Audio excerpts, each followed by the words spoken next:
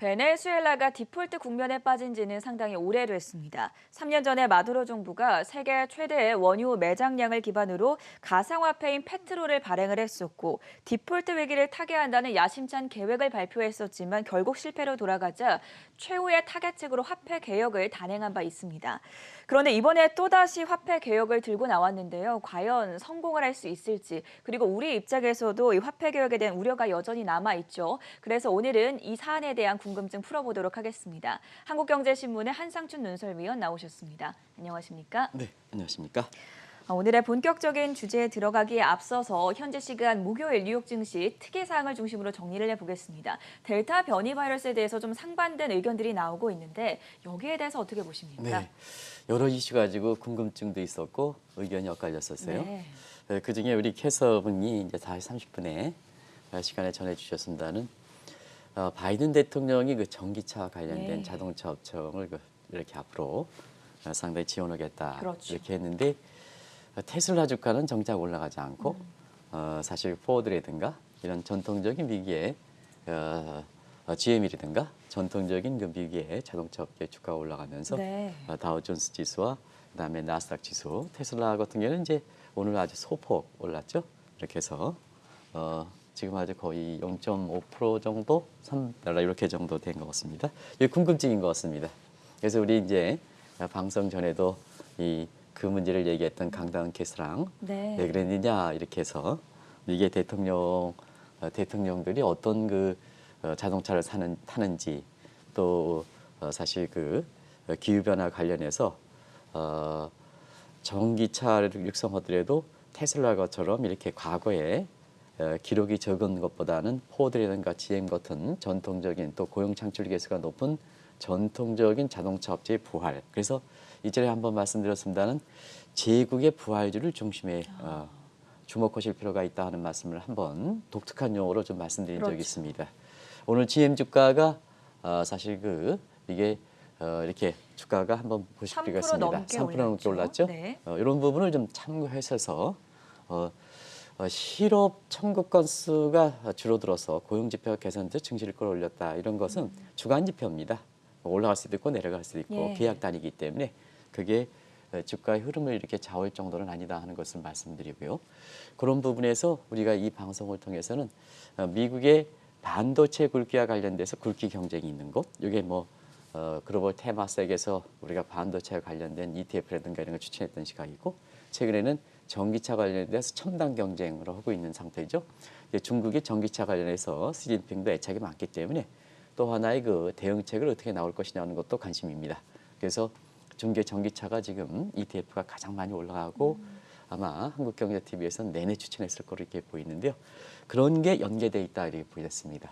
그래서 오늘 월가에서 보면 왜 바이든이 전기차 육성한다는데 전기차의 선두격에 해당되는 사실 그 테슬라의 일론 머스크는 초대받지 않고 나머지는 초대받았을까 하는 측면은 사회적으로 정의라든가 이런 것을 강조하는 바이든 대통령 입장과 연관시켜서 보면 사회적으로 무리를 일으키면 이런 측면의 정작 중요한 자리에 초대를 받지 못한다 하는 이런 측면을 시사한 것이 아닌가 생각합니다. 또 하나의 관심은 델타 변이죠. 그렇죠.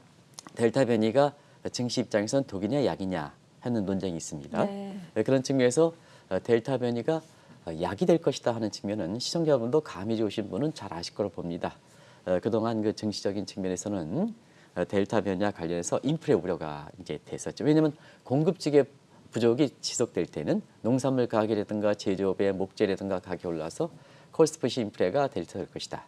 그러면 코스트 인플레이션가 되면 테이퍼링은 앞당길 것이다. 서로 설왕설래하지 않습니까? 이 증시에서는 악재가 되는 거죠. 그래서 독이 된다 이런 시각이 사실 델타 변이가 전파력이라든가 이런 것은 강하지만 경제에 미치는 영향은 적을 것이다 하는 이 측면에서 보면은 사실 독과 약의 구별이 우리 자막에 나오는 것처럼 이렇게 서로 엇갈린다 이렇게 보겠습니다.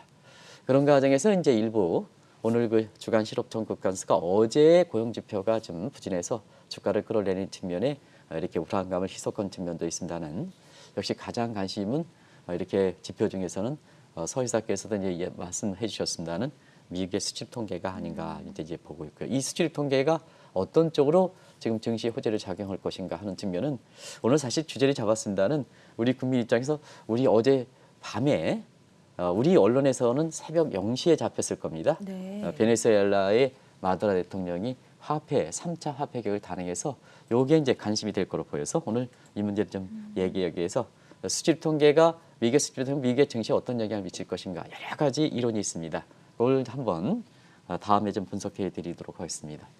어제 그 국내 증시에서 이제 코스피가 사실 이렇게 좀 소폭이나마 이게 떨어졌죠. 그런 과정에서 사실 그 중국의 산불 정책 관련해서 게임과 관련해서 사실 추가적인 조치가 나왔죠. 이런 것이 이제 전체적으로 홍콩과 중국과 한국과 같은 중화경제권 증시를 약세했다 이렇게 보시면 되겠고요. 일전에 말씀드렸다시피 미국과 중국의 이렇게 경쟁이 붙지 않는 곳들 네. 그런 분야는 이제 대부분 다 의약 재료, 의약품 재료 종교 이런 정도에 되는데요. 한국 기업을 상당히 끌어들이기 노력한다. 그래서 관련된 그 업종이라든가 주식을 이 대목에서 이니셜을 써가지고 했는데요. 이니셜도 좀 쓰지 말아야 될 것 같습니다. 눈치가 빠르신 분들은 굉장히 그 종목을 해서 그런 업종들이 어제 강하게 올라가서 우리 코스닥 지수가 어제 1% 넘게 이렇게 올라간 겁니다.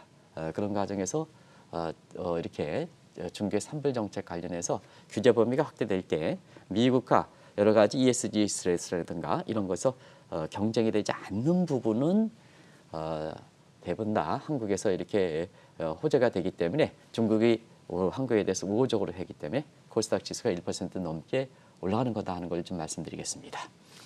전반적인 시장에 대한 분위기 먼저 해석을 들어봤습니다.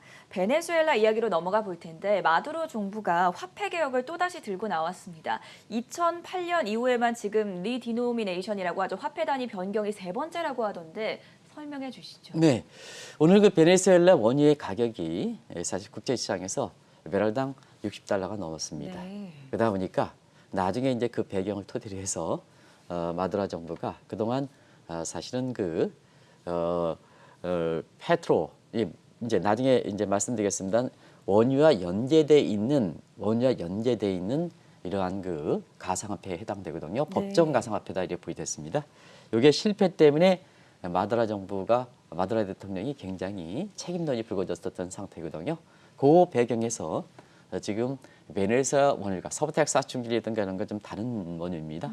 배럴당 60달러 되다 보니까 자 긴급으로 우리 시간으로 언론에는 이렇게 0시에 잡혔습니다. 그 이전에 단행했겠죠. 그래서 사실 이 소식이 전해드렸는데요. 그 배경을 한번 보겠습니다. 왜 국제유가가 오늘 베네수엘라 유가가 60달러 돌파했을 때 이 화폐 개혁을 단행했을까? 이거 보면 사실은 2018년 2월 달에 베네수엘라가 아주 디폴트에 빠졌었죠. 경제 파탄. 그래서 페트로를 발행했습니다. 시청자 여러분 기억나실지 모르겠습니다는 이때 방송을 해드렸습니다. 근데 이 페트로가 굉장히 급진적인 화폐이기 때문에 실패해서 사실은 마두로 대통령이 그해 이제 5월 달에 대통령에 당선될까 하는 측면에서는 국민의 여론이 아주 부정적이었습니다. 그래서 부정선거로 인해서 베네수엘라 매크로 드루킹인가요? 그래서 매크로 사건, 드루킹 사건에 의해서 마두로가 당선됐습니다. 그리고 당선되자마자 그해 8월 달에 리디노미네이션과 함께 최후의 타겟책으로 화폐 개혁을 당했던 거거든요. 그래서 화폐 개혁하면 상징격이 인도의 2016년 단행했던 인도의 모디식 급진적 화폐 개혁, 최근에 중국에서 거론되죠. 그리고 대체로 보면 좌파 성향에 있는 국가들은 대부분 다 화폐 개혁은 베네수엘라가 얘기가 나온다 이렇게 보시됐습니다. 아무래도 지금의 미국의 바이든 정부뿐만 아니라 이전의 트럼프 정부 입장에서도 중남미에서 가장 싫어하는 것이 아마 베네수엘라다 하는 것은 잘 아실 거로 이렇게 보이는데요. 지금 마두로는 차베스 에이전시죠. 차 에이전시예요. 그러면 이전에 이렇게 차베스 대통령서부터 쭉 화폐 개혁을 문제를 들고 나오면 지금까지 세 차례 있었습니다. 이렇게 해서 2008년 1월 때 이때 이제 차베스 대통령, 루트 차베스 대통령의 시절이죠. 이때는 기존의 베네수엘라 볼리비아를 1000분의 1로 단위를 축소시켰습니다. 네. 이게 이제 1차 때거든요. 그리고 차베스 대통령이 전에 언제 대통령에 취임했는지 아십니까? 잘 모르겠습니다. 네, 2013년 3월 달에 사실 루오 차베스가 그때 끝나고 4월 달에 치우면서 지금 이렇게 맡고 있습니다. 네. 그래서 사실 차베스 정권이 실질적으로 보면 굉장히 1990년대 이후로 아주 장기 집권하는 이런 측면인데요. 앞서 말씀드린 경제 파탄이 되다 보니까 이걸 돌파하기 위해서 2차 화폐 개혁을 단행했던데 그때 리디노메이션이 10만 분의 1로 축소했거든요. 그럼 시청자 여러분, 요거 거래 단위를 1000분의 1에서 10만 분의 1로 축소한다면 그만큼 경제가 더 파탄되고 있다는 얘기를 말씀드리는 겁니다. 네. 그래서 단위를 좀 말씀드리는 겁니다. 그럼 이번은 어떠냐? 이번은 2013년 3차. 그냥 우리 시간으로 어젯밤이죠. 3차 화폐 개혁을 긴급으로 선명했던 것은 100만 분의 1입니다. 100만 분의 1입니다. 그러면 사실상 그동안 화폐 개혁을 추진했는데도 불구하고 베네수엘라가 인플레가 폭등하면서 경제가 그만큼 많이 떨어지는 거다. 네. 이렇게 보시면 되겠습니다. 이 화폐 거래 단위가 축소하는 폭부 가지고도 베네수엘라 지금의 경제 상황을 어떤지는 감이 빠른 시청자분이 이렇게 예. 사실 아실 수 있지 않냐 생각하고요. 이렇게 경제 파탄이다 보니까 가진 경제 정책을 이렇게 내놓는다 하더라도 안 미니까 급진적인 화폐 개혁을 단행할 수밖에 없다 이렇게 볼 수 있습니다.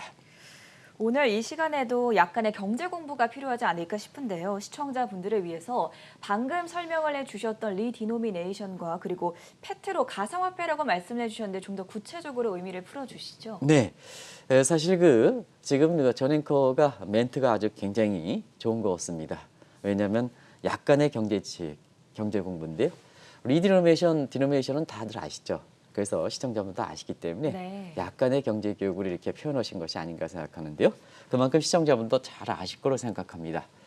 리디노미네이션, 한국은행에서는 리디노미네이션을 고집하는 것 같습니다. 그냥 어려우면 안 됩니다. 디노미네이션 해도 그렇게 큰 무리는 없다. 그러나 한국은행의 공식적인 용어가 리디노미네이션이기 때문에 리디노미네이션을 오늘 좀 사용하겠습니다. 발음이 좀 어렵습니다. 디노미네이션 하면 얼마나 좋습니까, 그죠? 그런데 리디노미네이션이다 이렇게 보시면 되겠는데, 이거 화폐 거래 단위 축소입니다. 우리 5만 원권 1000분의 1로 하면은 1000분의 1로 어떻게 되겠습니까? 50원이 되겠죠? 이렇게 해서 5만 원권이 1000분의 1 맞죠? 계산이 빠르죠? 그래서 50원이 된다 이렇게 보이됐습니다. 그래서 이번 같은 경우에는 두 가지 특색이 있습니다. 일단 폭이 크다. 100만 분의 1로 했습니다. 네. 100만 분의 1. 그러니까 2차 화폐 개혁 단행했을 때 100만 볼리비아를 지금 베네수엘라 통화의 공식 명칭은 볼리비아였었는데 이번에 바뀌었습니다. 이렇게 해서 볼리비아였었는데요. 예. 100만 볼리비아를 갖고 있으면 1볼리비아가 됐다. 그러면 이전에 그 화폐에서 100만 볼리비아 건물을 갖고 있을 때는 어느 날 갑자기 어제를 기울여서 1볼리비아 자산 가치로 떨어졌다. 그래서 이 자체는 모든 자산 가격이 떨어지기 때문에 경제 이론상으로 보면은 사실 재계 순위라든가 재산산 순위가 모두가 100만 분의 1로 줄어들기 때문에 변동이 없습니다는 사람이 심리가 크다. 100만 분의 1이 있을 때는 빨리 쓰죠.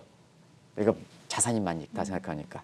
똑같은 가지면 이게 1 볼리비아가 됐다면 이렇게 전 앵커 입장에서는 야, 내가 100만 볼리비아를 담했는데 지금 1 볼리비아에서 미래에 대해서 불확실합니까? 안 합니까? 불확실하죠. 네. 그러다 보니까 경제가 파탄이 되는 겁니다. 저축이 증대해서 사실 경제가 더 어려질 가능성이 있습니다. 그래서 이번에 폭은 100만 분의 1이다. 그리고 명칭도 볼리비아 소베로로 하는데 이전에 근데 이번에는 볼리비아 디지털. 근데 이 디지털은 왜 그러냐면 세계적으로 센트럴뱅크 디지털 커런시가 도입되지 않습니까? 네. 그래서 디지털은 우리나라 용어로는 디지털이다 이렇게 보였습니다. 그래서 디지털이라는 명칭을 붙여서 예. 볼리비아, 볼리바르 이렇게 이제 해서 디지털로 이렇게 붙여서 뭐든지 좌파 정부는 그럴듯한 명분을 붙이고 있습니다. 최근에 산불 정책도 중개 산불 정책도 아주 그럴듯한 명분을 제시하고 있지 않습니까? 그런 측면에서 하는데요. 결과적으로 이렇게 달성한 데에는 앞서 말씀드린 같이 왜 차베스 정부와 마두라 정부를 구별해 줬느냐 하면 마두라 정부 때에는 차베스 정부까지 생각하면 3차지만 네. 마두라 정부 들어와서는 2차에 해당되는 거거든요. 2008년 선거니까. 예. 그때에 야심차게 준비했던 것이 페트로입니다. 그러면 페트로 공부를 좀 다시 한번 해보겠습니다. 이거는 베네수엘라가 갖고 있는 가장 크게 믿을 수 있는 게 원유 매장량이죠. 원유 매장량이죠. 예. 요거를 바탕으로 해서 했던 가상 첫 법정 화폐다 이렇게 부르됐습니다. 정부가 인정한 가상화폐를 정부가 인정한 젖이다. 그래서 세계적으로 파장이 굉장히 컸던 겁니다. 요걸 좀 다시 공부할게요. 최근에 다시 논의하기 때문에 또 이렇게 지금 젊은 사람들 이렇게 여름철에 뜨거울 때 맥주들 많이 드시는데 모 상표, 뭐 인기이기 때문에 테라라는 맥주를 굉장히 이용하죠. 그래서 그렇죠. 그거와 관련해서도 경제 공부가 이렇게 하는 겁니다. 네. 그래서 이렇게 해서 페트로인데요. 이게 뭐냐? 총 물량은 1억 페트로로 그때 발행했습니다. 그게 유통되고 있습니다. 근데 원래 페트로 가격은 이렇게 설정했습니다. 달러를 희석시키기 위해서 어떠냐? 1페트로. 그다음에 1배럴 유가, 국제 유가. 이건 베네수엘라 원유입니다. 이게 1배럴 유가 그때 당시 60달러였거든요. 예. 그럼 말씀하신 같이 지금 베네수엘라 유가가 60달러 돌파했지 않습니까? 지금 화폐 개혁이 이렇게 해서 급진적으로 이렇게 발표한 거다 하는 것을 말씀드리고요.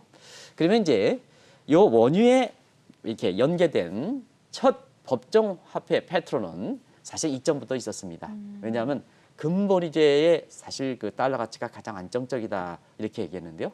그 후에 1970년 킹스턴 체제 이후에 자 금과 연계되지 않는 물론 이제 금과 연계되지 않는 태안 정지 선언을 했던 것이 포드 닉슨 대통령인데 이게 1972년이었습니다.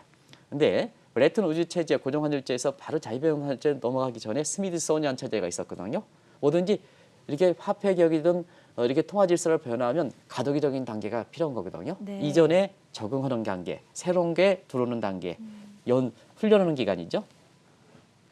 센트럴뱅크 디지털 커런시도 중국 같은 경우는 디지털 위화도 시범 운영하는 것도 다 똑같아 이렇게 보이됐습니다. 그러면서 1970년 킹스턴에서 자유변동환율제, 이건 자유변 금과 연계시키지 않고 외환 수급에 의해서 환율이 결정되는 거다 이렇게 보이됐습니다. 그러다 보니까 지금 요새 저랭크 이렇게 달러 이렇게 보면 안전통화입니까 아닙니까?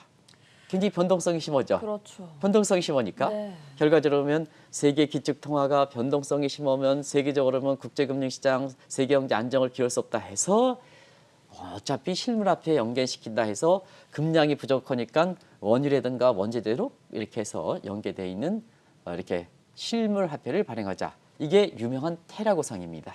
그러면 이제 시원한 맥주 테라가 왜 나오는지 아시겠죠? 이 테라가 지금 우리나라에서는 모 회사에 테라라는 명칭을 붙여서 젊은 사람을 중심으로 해서 이전에 우리 때는 뭐 하이트 맥주가 굉장히 시원했는데 더 시원하다 이렇게 가지고 네. 되겠는데요. 이 테라는 라틴어로 지구라는 의미입니다.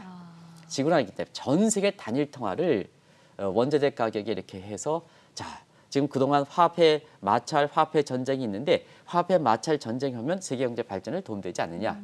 그래서 벨기에의 루뱅데 리테오 교수가 여기 이제 리테오 루뱅데 교수 하는데요. 요게 리테오가 사람 이름이고요. 예. 벨기 루뱅데 요건 이제 벨기에입니다. 루뱅데 교수가 주장한 원자재 화폐다. 이렇게 보시면 됩니다. 테라가. 그래서 페트로가 처음으로 원자재 화폐에 적용했다는 베르사유에 적용했다는 측면에서 국제 통화 질서에서는 굉장히 주목을 받았던 거거든요. 그리고 말씀드렸지 이 리테오 교수는 누굴까 하는 측면은 지금의 유로랜드 지금 19개 회원국이죠. 전 유로 지역이 단일 통화를 사용하죠. 네. 1999년 도입해서 2년간의 시범 운영을 통해서 일반적으로 국민들의 손에서는 유로화가 2001년서부터 들어왔는데요. 요 유로화를 창조한 사람입니다. 네. 그러다 보니까 유로적이 유로화를 단행해서 지금 비교적 성공을 하니까 이걸 세계 범위로 확대시켜 그러다 보니까 이 테라가 그렇게 관심을 받았거든요. 그러다가 지지부진하다가 사실 마두라 정부가 아주 이런 것을 잘 도입해서 벤치마킹해서 페트로가 도입한 거다. 네. 페트로가 도입한 거다. 이렇게 그런 것을 이렇게 보시면 되지 않냐 생각합니다. 디폴트 타겟책으로 현재 법정화폐를 리디노미네이션, 방금 전에 경제 공부를 했었죠. 이것을 단행을 하고 또 가상화폐인 페트로를 연결시키는 게 상당히 드문 일이라고 하던데 왜 이렇게 마두로 정부는 어려운 길을 택한 것일까요? 네, 어려운 길을 택해야 사실 국민들의 불만을 경제 고통을 줄일 수가 있죠. 네. 내가 알고 있는 거를 추진하고 그게 정책인데요. 그런데 사실상 국민의 지지 기반이 적은 데에는 이상하게 엉뚱한 정책을 들이대기 때문에 결국 효과를 보지 못한다. 현 정부의 무슨 정책과 똑같죠? 그래서 시청자 여러분들 판단에 맡기겠습니다. 예. 우리 방송을 진행하는 큰 정비들께서는 정치 얘기를 좀 하지 말라 그래서 거기까지만 말씀드리겠습니다. 지금 말씀드린 대로 경제가 어려운 것을 들이댈 수밖에 없을 만큼 국민이 모르는 것, 정책의 효과가 사실 정부가 시그널을 주면 국민이 레스폰스를 해야 정책의 효과가 되는데요. 알면서도 이렇게 급진적 정책을 추진하냐 하면 그만큼 경제가 파탄이 되기 때문에 그렇다.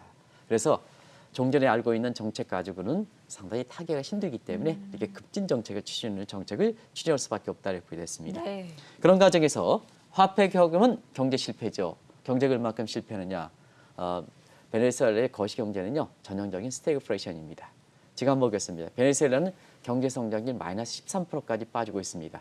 근데 이게 성장률이 들쑥날쑥합니다. 그래서 베네수엘라가 성장률조차도 통계 조작이기 때문에 베네수엘라가 OECD라든가 이런 데에서 물론 회원국은 아닙니다는 보고하는 IMF라든가 이렇게 보고하는 사항조차도 정확히 대체 중앙은행이 보고하는데요.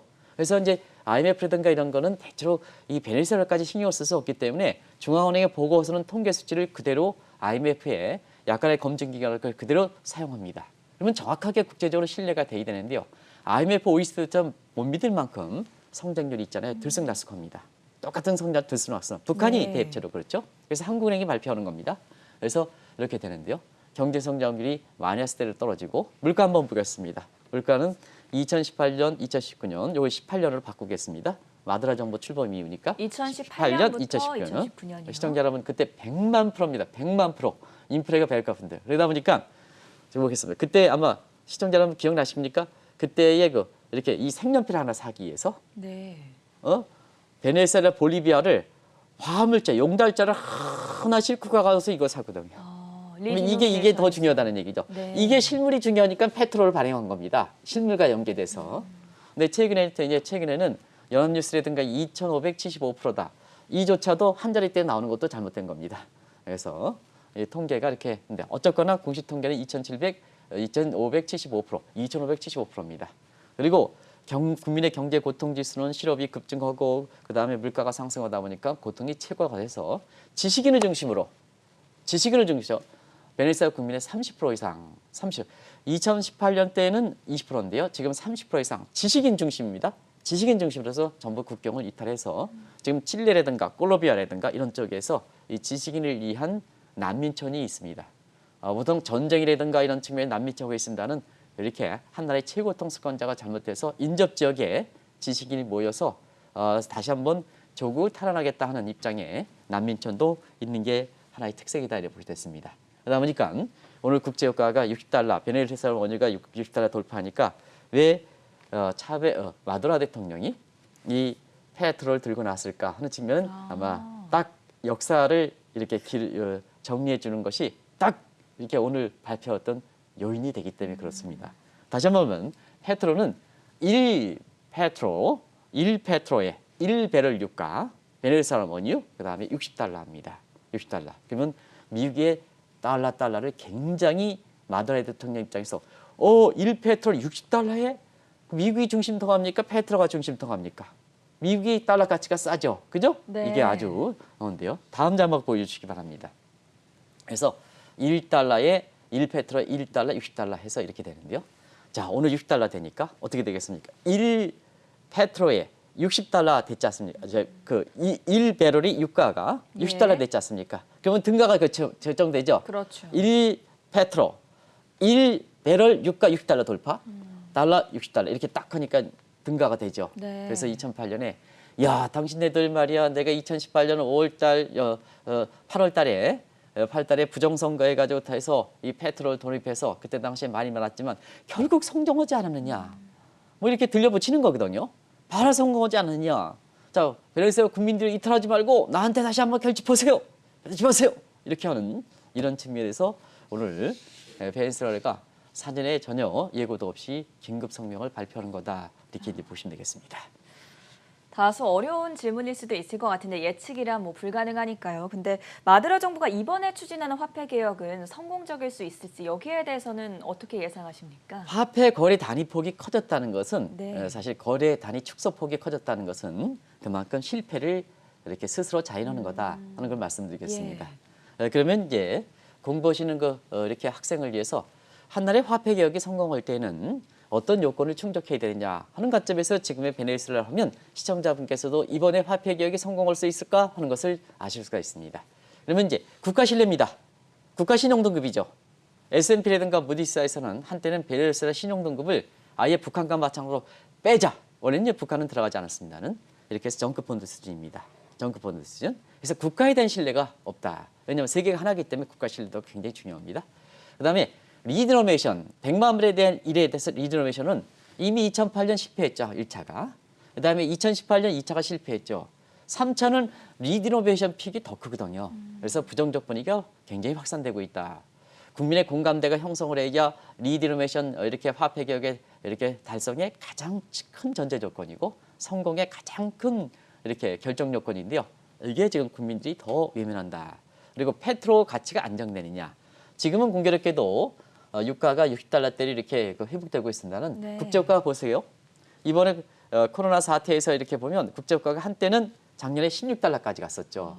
많이 그러니까 떨어졌어요. 많이 떨어졌죠. 많이 떨어졌었죠. 이렇게 가지고 여기에 연계되어 있는 페트로가 가치가 안정되겠습니까? 안정되지 않는 거죠. 그런 측면에서 일단은 가장 이렇게 세 가지 요건을 볼 때 화폐 개혁이 단행할 수밖에 없다 이렇게 됐습니다. 우리가 이제 여기에 사부택 사증률이죠. 작년 9월부터니까 그래요. 작년 3월 직후에는 배럴당 16달러까지 떨어진 적이 있습니다. 20달러 밑으로. 참고적으로 혹시나 이렇게 하는데 이건 작년 9월부터입니다. 네. 근데 작년에 3, 4, 5월 달에는 20달러 밑으로 떨어진 적도 있습니다. 그러다 보니까 자, 이번이 또다시 희대의 사기가 될 것이냐. 자, 마두라가 2018년과 마찬가지로 희대의 사기가 될 것이냐. 기반한 혁신이 될 것이냐 하는 측면인데요. 무엇보다 베네수엘라 국민이 신뢰가 가장 중요합니다.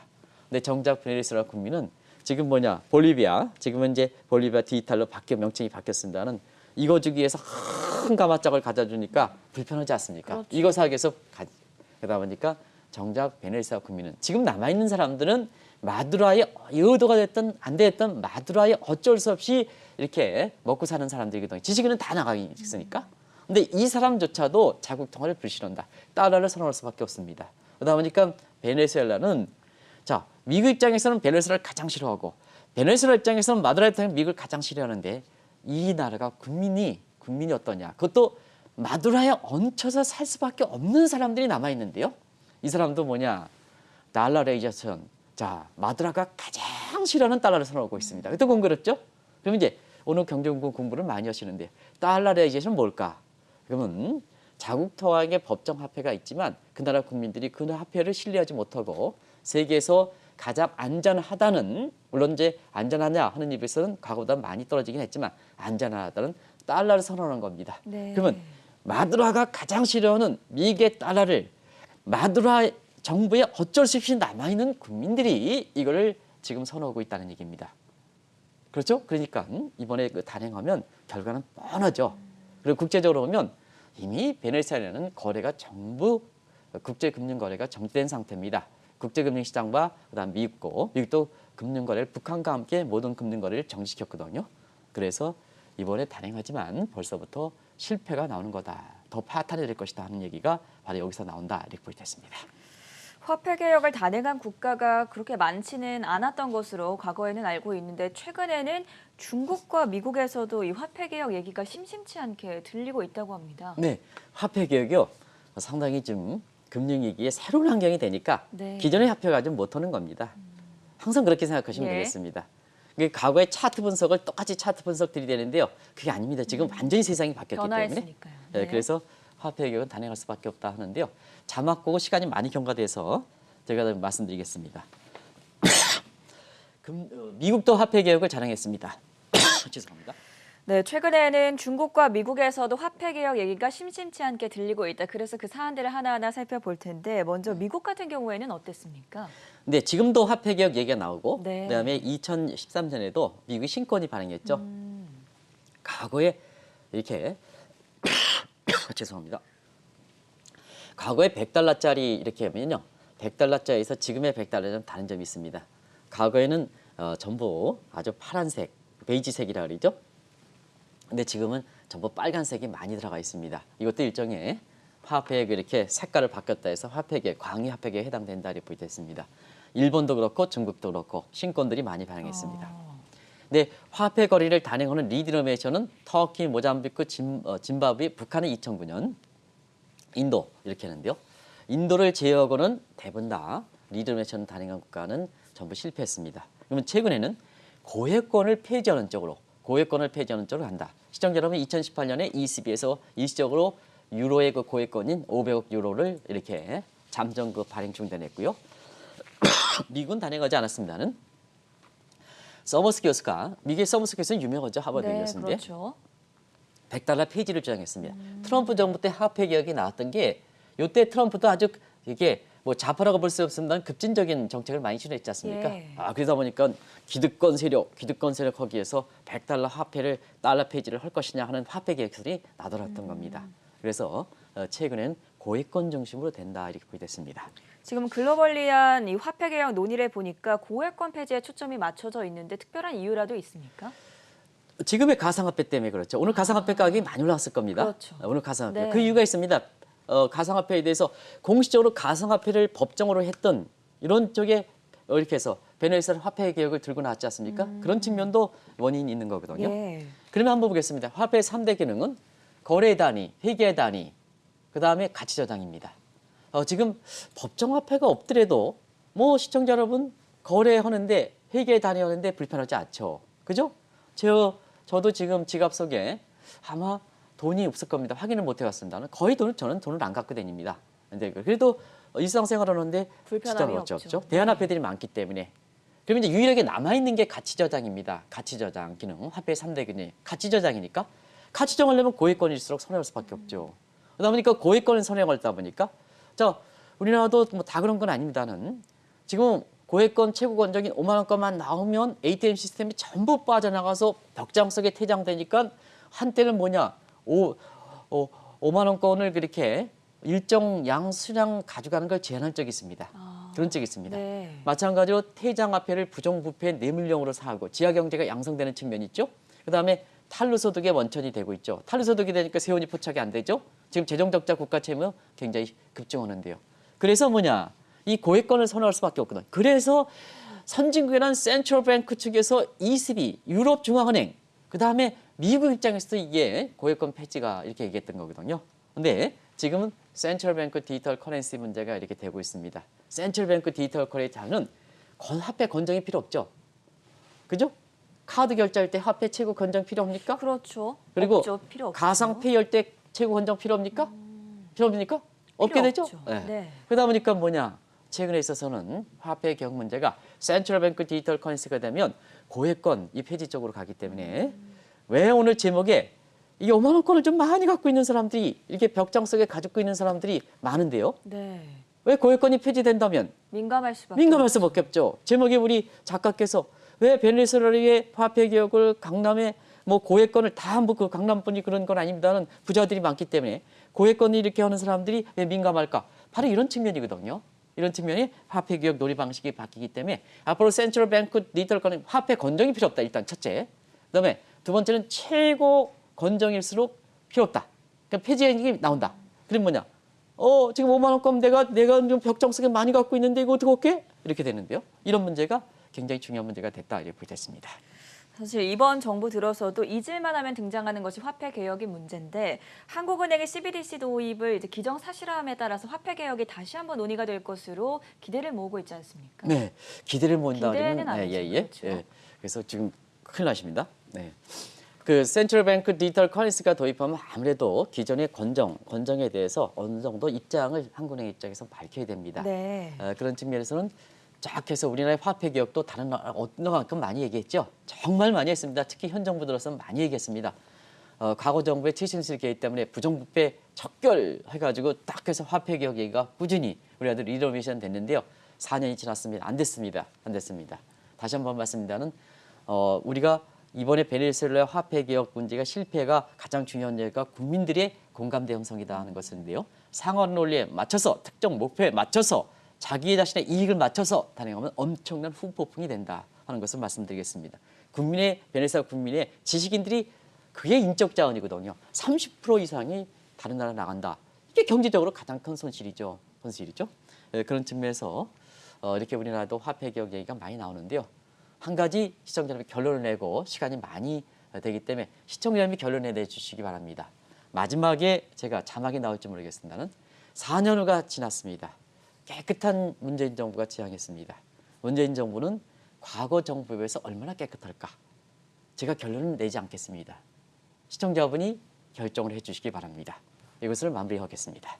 살인적인 인플레이션을 겪고 있는 베네수엘라가 3년 만에 화폐 개혁을 단행을 했습니다. 과연 전 세계적으로 이 화폐 개혁에 대한 논의가 이루어지고 있는 가운데 어떤 시사점을 던져주고 또 한국 쪽에는 어떤 인사이트를 얻으면 좋을지 도움 말씀 들어봤고요. 지금까지 한국경제신문의 한상춘 논설위원과 함께했습니다. 대단히 고맙습니다. 네, 고맙습니다.